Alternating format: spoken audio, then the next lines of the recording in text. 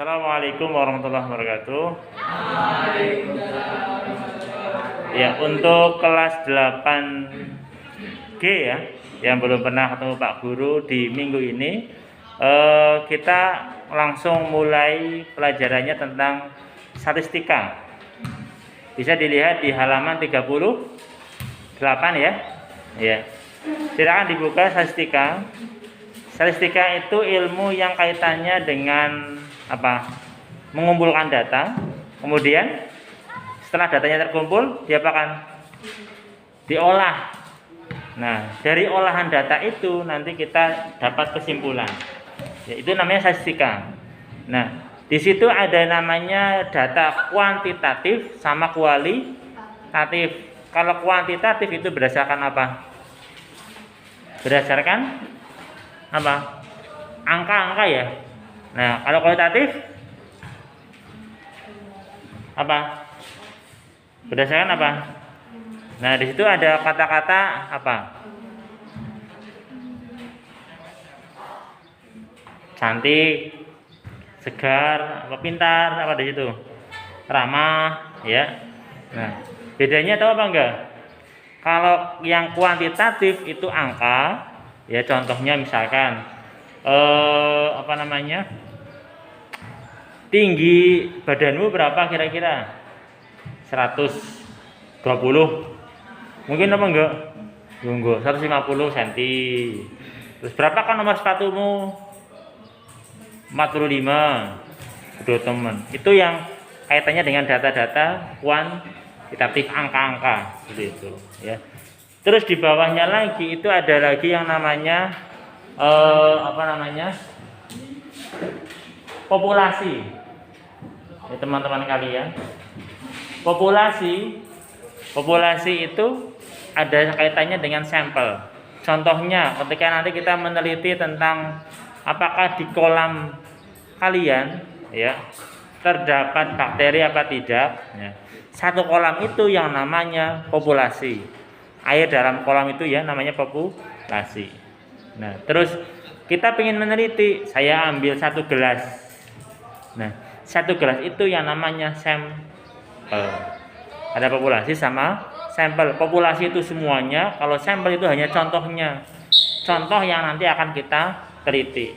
Nah, seandainya misalkan dari sampel satu gelas itu kita amati di mikroskop, ternyata ada bakterinya.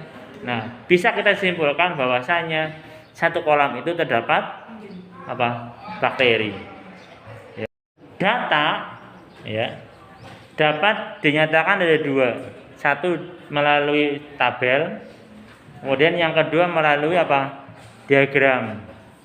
Diagram ada tiga, diagram batang, diagram garis, sama diagram lingkaran. Nah, yang dulu di SD kan sudah pernah diagram batang, lingkaran, ya. Kita sekarang mengulang lagi di SMP. Nah, nanti yang saya perlu bahas yaitu yang kaitannya dengan diagram lingkaran. Saya yakin diagram batang, diagram garis kamu sudah mudah. Ya, seperti itu. Nah, sekarang buka halaman 40. Berapa itu? 40 apa 44? 41, 42. 42. Ya. 42.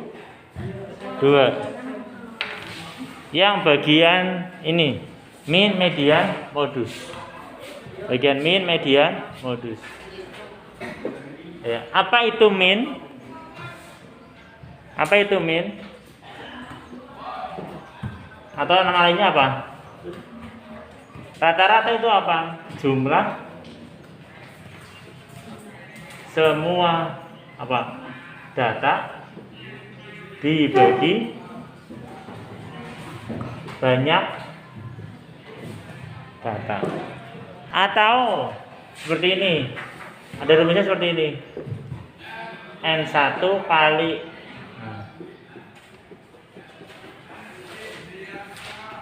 dibagi N1 tambah N2. Apa itu X yang besar ini? X yang besar ini itu apa? Itu rata-rata keseluruhan. Rata-rata keseluruhan. Kalau yang X1 X bar 1 ya sama dengan X bar 2, ini rata-rata nilai ke-1 dan ke-2. Terus kalau N1 dengan N2, apa itu? Yang sudah N2 itu banyaknya data, banyak data ke-1 dan setelah rata-rata kita mencari median. Ya, median apa itu? Nilai tengah dari data yang sudah diurutkan. Ya, sekarang kita bahas ukuran penyebaran data ya. Ada jangkauan. Apa itu jangkauan? Yaitu data besar kurangi data terkecil. Ingat, kalau untuk mencari ukuran penyebaran data itu hampir sama dengan mencari median, yaitu harus diurutkan dulu datanya. Jadi nanti setelah diurutkan, kamu bisa mengetahui data kecilnya berapa, data besarnya itu berapa. Yang kedua ada kuartil bawah, ada kuartil tengah, ada kuartil atas atau Q1, Q2, Q3. Nah, apa itu? Nah, dari sini kuartilnya kan ada 3. Tapi nanti pada saat mencari jawabannya, tetap yang harus kamu kerjakan terlebih dahulu yaitu mencari Q2. Karena apa? Karena Q2 itu sama juga dengan median. Median itu apa? Nilai tengah-tengah dari data yang sudah diurutkan. Sekarang kuartil bawah apa kuartil bawah? Nilai tengah-tengah dari data terkecil sampai ke median. Jadi setelah tahu mediannya, nah kita cari Q1-nya, itu dari data terkecil sampai ke median. Nah Q3 kebalikannya atau lanjutannya, dari median, tengah-tengahnya median sampai ke data terbesar. Saya ulang, nilai tengah dari median sampai data terbesar. Terus ada jangkauan. Ingat kata-kata jangkauan. Jangkauan itu adalah selisih. Ya, berarti kalau ada kata jangkauan, ya dikurangi yang besar kurangi yang kecil. Kalau jangkauan ke kuartil, berarti yang Q3 kurangi Q1. Kenapa? Karena Q3 dengan Q1 itu besaran Q3. Ya, Q3 kali 1. Ada lagi simpangan kuartil. Yaitu artinya apa? Setengahnya dari Q3 kali 1 atau setengahnya dari jangkauan interkuartil. Ya. Itu contohnya bukan contohnya, itu materinya. Nah, sekarang kita menuju ke contohnya. Kita langsung ke contohnya ya. Diketahui data 5 1 3 6 1 2 4 1 5 9 10 3. Ada berapa data? Dihitung. 1 2 3 4 5 6 7 8 9 10 11 12. Nah, yang pertama kali itu kita tanyakan apa? Min ya. Apa itu min? Rata? Rata-rata apa rata-rata? Jumlah semua data dibagi. Nah, yang namanya jumlah apa jumlah? Ditambahkan. 5 ditambah 1 tambah 3. Dijumlahkan ketemunya 50 per 12. Nah, setelah ini kamu bisa dibagi dengan cara apa? Porogapet. Ketemunya setelah di porogapet yaitu 4,166666. Itu min atau median apa? Rata-rata. Sekarang yang kedua apa? Mencari median. Tadi median apa? Nilai tengah-tengah setelah data diurutkan. Kita urutkan dulu datanya. Data urut. Apa aja? Yang terkecil. Satunya ada berapa? 3. Jadi 1, 1, 1. Terus 2 ada? Ada berapa? 1. Terus 3-nya ada berapa? Berarti 3,3. Terus 4 ya. Terus 5-nya ada berapa? 2, 5. Terus 6. 7 ada? 9 ada ya. Terus 10. Dihitung 1, 2, 3, 4, 5, 6, 7, 8, 9, 10, 11, 12. Pas. Nah, yang namanya nilai tengah ya. Ini kan 12. Tengah-tengah kan harus imbang. Kalau 12 bagi 2 berapa? 6. Berarti sananya 6, yang kanan 6. Berarti 12 bagi 2 6. Berarti tengah-tengahnya di antara 6 dan 7. 1, 2, 3, 4, 5, 6. Seret. 1, 2, 3, 4, 5, 6. Ya, kan tengah-tengahnya di sini. Karena tengah-tengahnya tidak menunjukkan angka, nah berarti kita mencarinya seperti ini. Kita bagi 3 ditambah 4 bagi berapa? 7 bagi 2 berapa? 3,5. Paham ya? Nah, sekarang yang ke berapa ini? Misalkan lagi. Ini kan datanya berapa? 12.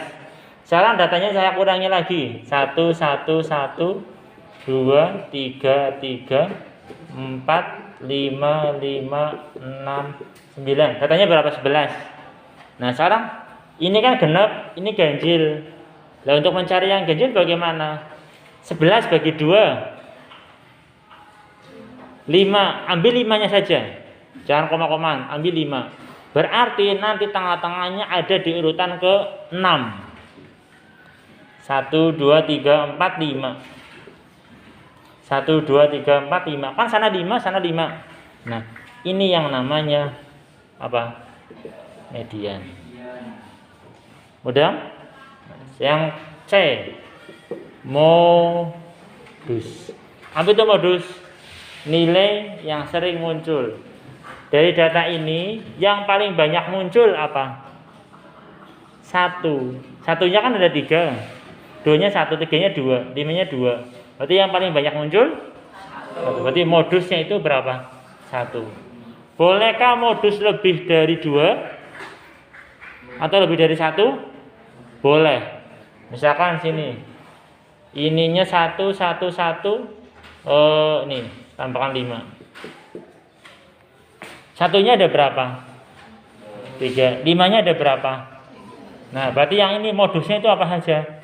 1 dan 5. Ini modusnya. Paham ya? Ya. Ini yang awalnya itu yang ini tidak ada. Ya. Silakan ditulis. Selanjutnya mau kebalik. Ini kamu yang kerekam malah. Selanjutnya kita mencari apa? Modus sudah, jangkauan ya, jangkauan. Saya tulisnya di sini. Untuk mencari jangkauan, data besar kurangi data kecil. Data terbesar berapa? 10. Terkecil berapa? 1. Berarti jangkauannya berapa? 9. Itu ya. Selanjutnya yang nomor 5. Nah, nomor 5 apa itu? Ki 1 ya, terus 6-nya Ki 2, 7-nya Ki 3. Ingat yang harus kamu cari dulu tadi apa? Ki 1, Ki 2, Ki 3. Harus mencari Ki 2 dulu. Ki 2 sudah tahu di mana? Sini ya. 1, 2, 3, 4, 5, 6. Ini Ki 2. Berapa tadi?